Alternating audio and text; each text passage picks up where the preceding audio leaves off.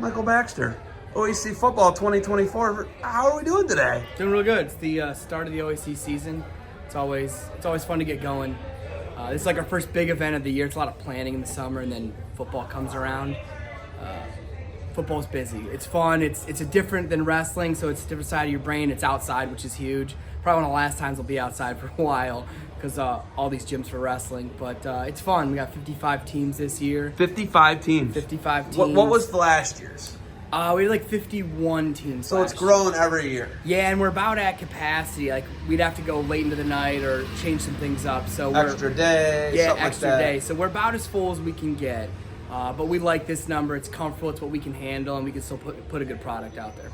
Biggest thing, parents, coaches, officials, everybody, the kids, what do you want them to get out of this experience here at OAC Football? I think this is a really cool time for the team to come together, stay overnight somewhere, play a couple games in a tournament, and really like build that bond at the grade school level. Most of these kids are going to play through together till high school, and I think building that bond is huge from here, how to compete in a high-stakes environment.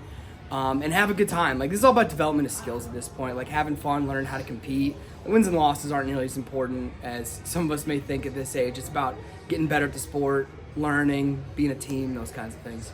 Being a buffer between the two coaches, they're on the same sidelines in most of the scenarios, right? You got the fans on another sideline, but being a buffer, good sportsmanship, not mobbing the officials, understanding that.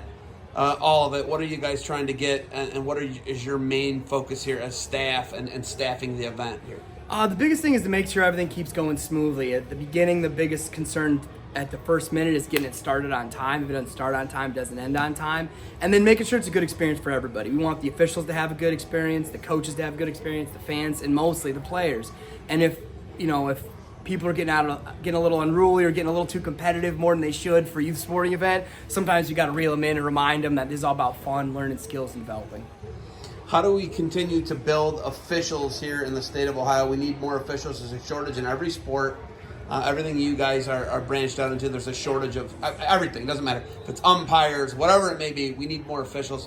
What is OAC doing to ensure that there is a healthy amount of officials in the state of Ohio for all sports? So the biggest thing we're doing is we're working with Defense Soap and a couple associations on working with, we want to get new officials, but the biggest way to get new officials, I think, is to have a buffer for them.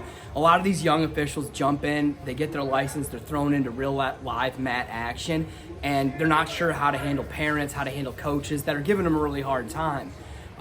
So we're mentoring them with older, more seasoned officials, bringing them together, and kind of allowing that older official to kind of show them how to navigate these situations, to be a buffer. I saw it today on a football field. Yeah, saw some Perkins kids were out here for Coach Crabtree's class talking to the older officials, watching them, observing them. It was pretty good to watch in the moment happen. And I think the biggest part of that, and officials aren't perfect. Like, heck, we freak out about the NFL officials, and those dudes make thousands and thousands and thousands of dollars. Hundreds of thousands? Yeah, hundreds of thousands of dollars. So it's difficult that, like, we have an expectation of some officials that they're human too and they make mistakes.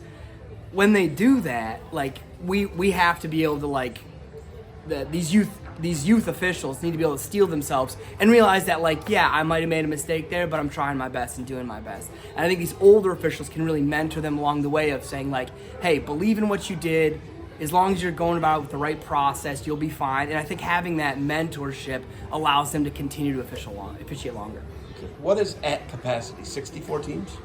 55, right? Like you're saying we're almost at 9 more teams? What is at capacity? So it all depends on the bracket size. That's really important. We have a couple 8-man brackets, which if we had 6-man brackets instead of 8-man brackets, we could fit more teams in because the way the brackets worked out. But probably somewhere around 60 would be like we couldn't do any more, and Jared, Jude, and I would be here from 6 a.m. to 10 p.m.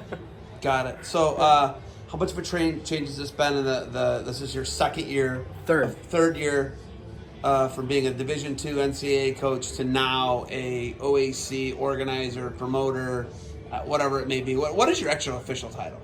Director of Development. Director of Development. Yeah. So how much different is Director of Development for a statewide youth organization compared to Division II NCAA wrestling? I don't think it's that much because with, there's just no way. You work 350 days as an NCAA coach, you're not working 350 days. Yeah, now. but the details. Less days, right? We agree on that? Yeah. Okay. Summers are a little more easy, but it's a lot of planning. The details are a little different, but in the end, it's the same way that our organization runs, is the same way Division II college runs. Is everybody has to wear every hat. So every person you have on staff, it's not like you have someone that specifically does one thing and another thing. You have to work. All hands on deck is what I like to call it. All hands on deck, work cooperatively, and like in the end, we know what needs to get done, and everybody chips in to get it done. And a lot of these big programs in college wrestling have a recruiter or a specific Recruiting coordinator. Yeah, they have that. Operations manager. Whereas smaller schools, they have to do it all. And just like here, we're kind of doing everything. There's just 3 of us. All right. Got some more games here. You got anything else for me? Nope, I got to get rolling. All right. Get up, get out of here. Thanks for the time. Thanks, buddy. Wow.